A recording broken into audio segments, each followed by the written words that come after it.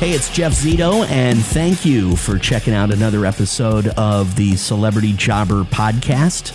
Stream us on Apple Podcasts, Spotify, or wherever you listen to podcasts. You can also get our past episodes on celebrityjobber.com and check out the YouTube channel, which is youtube.com/celebrityjobber. What would become of John Lodge if it wasn't for him being the bassist and one of the singers in the legendary Rock and Roll Hall of Fame band, the Moody Blues? I can tell you a fun little story about John. I actually worked with his son in the radio business a few years back.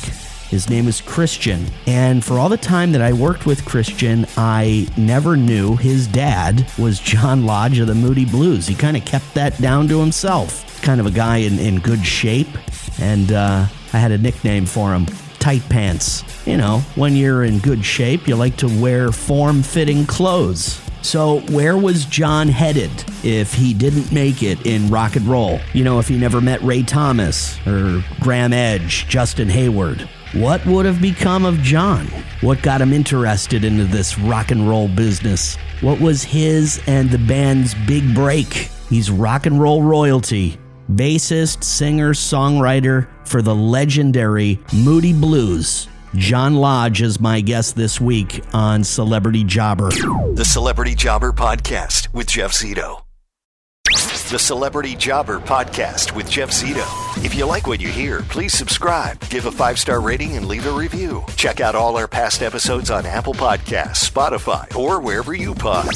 What if these celebrities weren't famous? What would they have become? What was their first job? We're about to find out. John, how are you? Because I was, I guess I was supposed to talk to you back around the holidays, but you fell ill. Are you doing better? Yeah, I've just finished like 15 concerts up in the Northeast, and fantastic tour. Man, how do you? By the way, happy belated birthday. How do you still do it? How do you still stay busy like this? I mean, you should be relaxing, playing golf. No, I've done that. Been there, done that. Yeah, I've got a new album coming out. I know Days of Future Past My Sojourn has just been released, but I've got an EP coming out in October, November, all new recordings, so it's who I am, really. How long have you lived in the States for, John? Oh, we've been here about 8 years now. Are you still in Southwest Florida, or did you move out of there? No, Naples. Okay. Take me back to when you were a very young lad. Tell me, what was it that made you fall in love with music when you were a young guy growing up in England? It's strange, really, because I had really no musical heritage. My parents didn't play any instruments. My grandparents didn't play instruments. And so music wasn't really, I didn't think, a part of my life. And but then rock and roll turned up. The first movie, of course, when I was about 11, was Rock Around the Clock. Okay. And I became infatuated with the music. I thought, oh, there's something happening there which I really want to be part of. And I didn't know how to. And the school I went to, for lunchtime, there was a cafe there with a jukebox. And over lunchtime, when I was like 11 or 12, I used to drop the coin in the slot and play all these rock and roll records.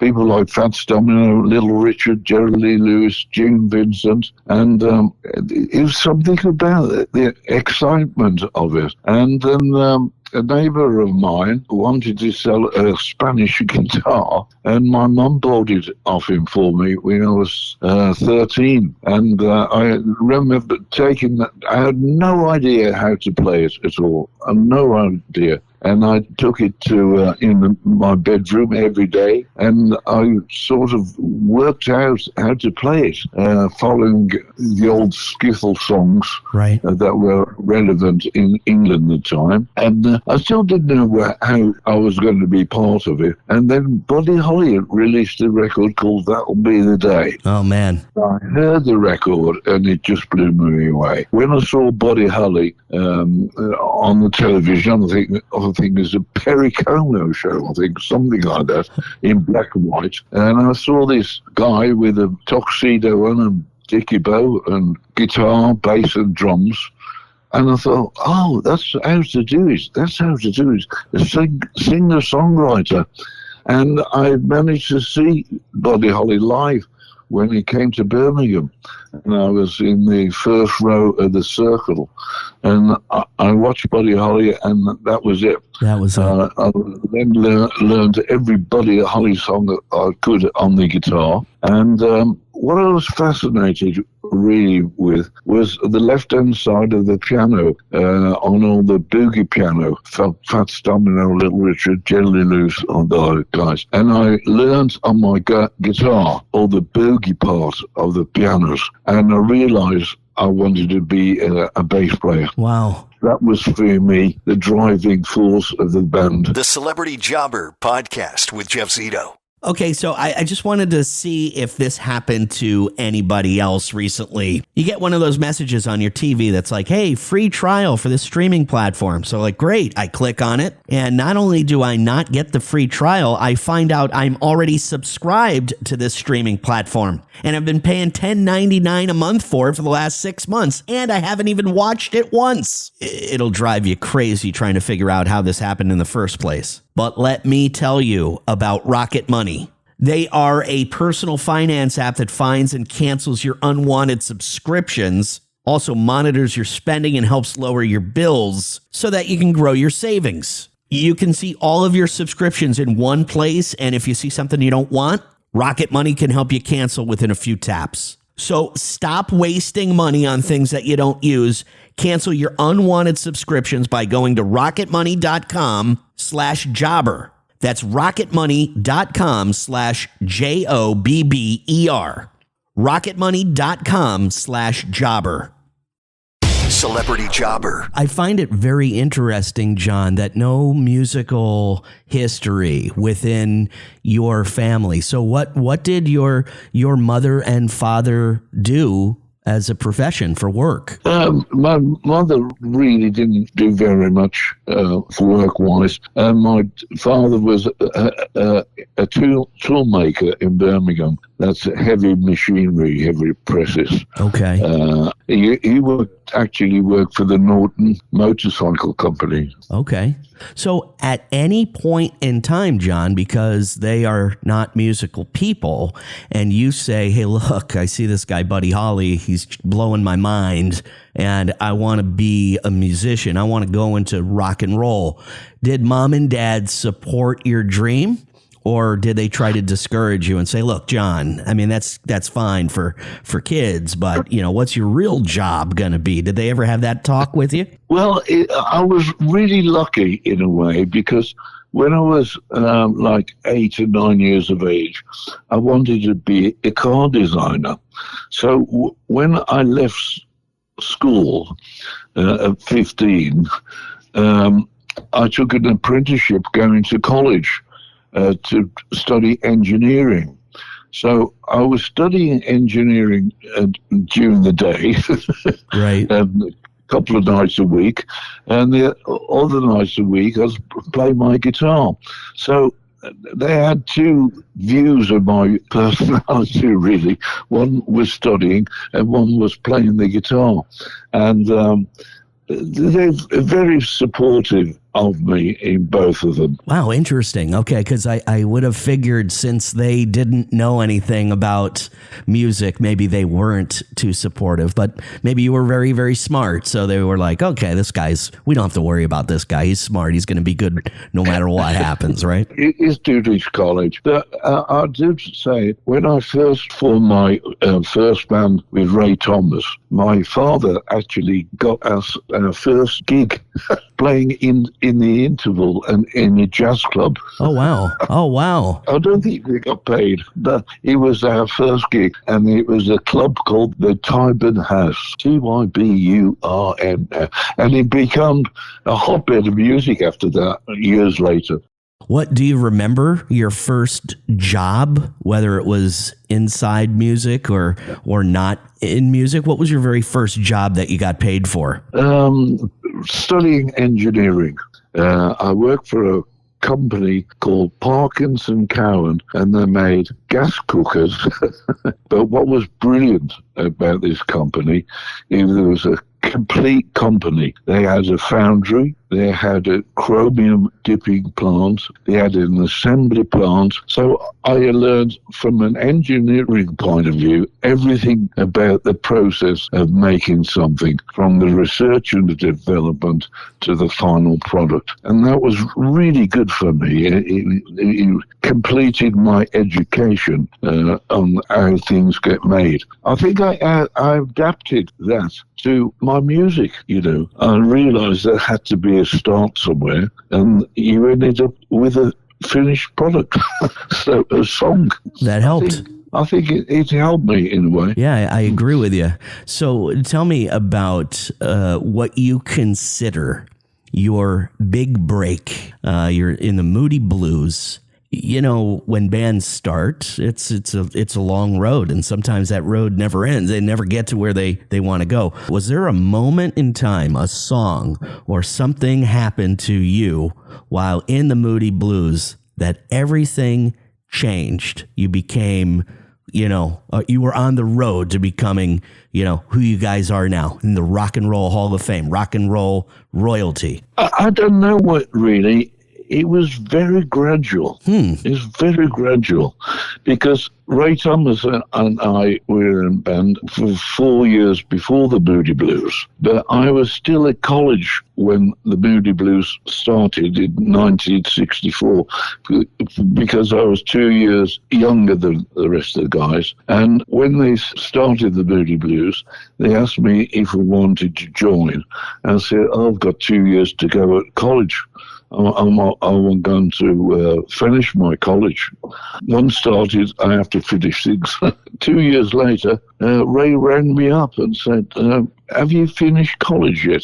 I said, I've just finished. And he said, come down to London and let's get together again. And that's what I did. So I don't think there's a big breakthrough, because then we made Days of Future Past, and it wasn't an instant success. It was a very slow burner with Nights in White Satin, because Tuesday Afternoon, I think, was the first single released. And it made a headway, and then we released In Search of the Lost Chord, and we had Ride My Seesaw, and that took us a bit further. And then we came over to America for our first tour, and we started a 2-month tour in America, building up a friendship with agents and fans and journalists, but particularly radio. Really? Where you made great friends with radio. FM radio was just starting, college radio, and that's what really made us, because we only released our records in stereo, and so it's beautiful for FM radio.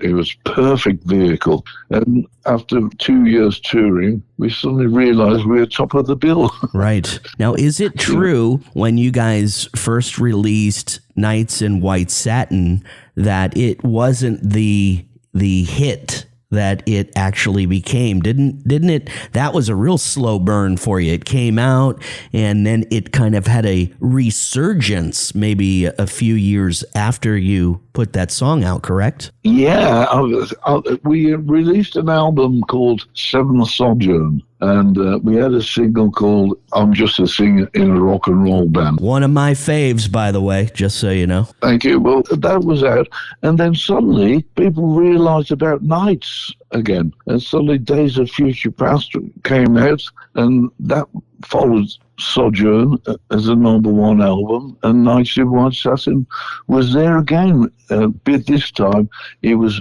bigger than ever, and it was a massive hit. Wow. I wanted to tell you that my in-laws, that was their wedding song was Knights in White Satin, my wife's parents. And also, this is funny, when I was chatting with your daughter, Emily, to book this interview with you, I wanted to tell her that my wife, whose name is also Emily, was named after your song, but I didn't want to tell your daughter that because I thought she might think I was a crazy fan. Oh, that's really nice. That's really nice. Yeah. It's got to make you feel good, like how you write music and how it affects people's lives like that. I'm telling you about a wedding song and somebody's named after. I mean, that's pretty cool stuff. Yeah, it really is. You can't explain it really because it's like another person. I wrote a song called Candle of Life, and one of the major universities in America uses as their theme for their yearbook. And when they presented me with a copy of the yearbook, I suddenly realized what the song meant to so many people. Right. When you write a song, you have no idea. When you write a song and you finished it, you're bearing everything you are. You're bearing your soul, your ego, everything. And if people don't like it, it's you could feel a slap in the face. Sure. You're talking about Emily's song. I remember I didn't tell Emily, but when she was like 8 years of age, I was doing a concert with the London Philharmonic Orchestra in Royal Albert Hall in England, and we rehearsed Emily's song, and she was in the audience with my wife and my son. And suddenly the orchestra started playing the song, and I sang Emily's song for her. So that was really special. Yes. When you can write a song for your own children. I've written the song for my daughter, my son, and my grandson. Celebrity Jobber. The Celebrity Jobber Podcast with Jeff Zito. And your son-in-law, who is the singer of the band Yes, is actually doing vocals on a remake of Knights in White Satin on your new album. Yeah, he sings it fantastically. He's got a wonderful voice and he's a great musician, and he's a fantastic son-in-law, I must say.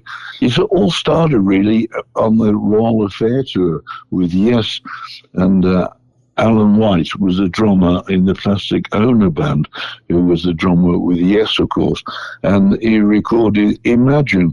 And so Yes did Imagine as an encore song, and they asked me if I'd join them on stage and sing Imagine with them. And I said, yes, of course, and it was fantastic. And so I said to John, if I join you on stage, you've got to join me on stage right. and sing my Zito. And that began a great relationship. The legendary bassist from the Moody Blues, John Lodge. You sound better than ever. I really appreciate you taking the time to do this interview for me. Jeff, thank you very much. I enjoyed it. Thank you so much. And tell Christian, tell Tight Pants I send my best, okay? Yeah, I will do. Thank you, John. Take care, okay? Yeah, cheers, Jeff. All right, I got to say, that was a pretty cool story all the way around. John said it was the movie Rock Around the Clock that came out. He was 11 years old, and then he was introduced to Buddy Holly, and that blew his mind. And then talking about how he was fascinated by the left side of the piano, as he called it, like the boogie keys. Those lower notes, he said, just kind of like drove the song. Guys like Fats Domino, Jerry Lee Lewis, Little Richard. Those lower notes on the left side of the piano is basically what he said got him interested in playing bass. So his mom and dad, not musical people. So he was kind of a trailblazer in his family. His mother, she was a homemaker, and his father was a tool maker. He worked for Norton Motorcycles and was a working man. But he also mentioned how his mom and dad were very supportive of his dream of music. And probably that had a little something to do with John being a pretty smart guy. When he was a young boy, he said he was interested in designing cars. That's what he wanted to do. So he was studying to be an engineer in college. And I found this part pretty interesting. He talked about Ray Thomas from the Moody Blues and John. They played in a band before the Moody Blues. And I guess he called John a few years later, asked him to, come and jam if he wanted to, join the Moody Blues. And John said, no, I've got to finish college because I always finish what I start. I thought that was a pretty interesting quality of the guy. John's very first job was in the engineering field, working for a company called Parkinson Cowan, which was a British manufacturer of gas stoves, and also said how that job was very helpful in his songwriting, knowing where to start and how to finish. One could say that John and the Moody Blues' big break was the song Nights in White Satin. It was actually first on their album Days of Future Past, which came out back in 1967, a concept album, if you will. But the song really didn't blow up until it was reissued just about 5 years later in 1972.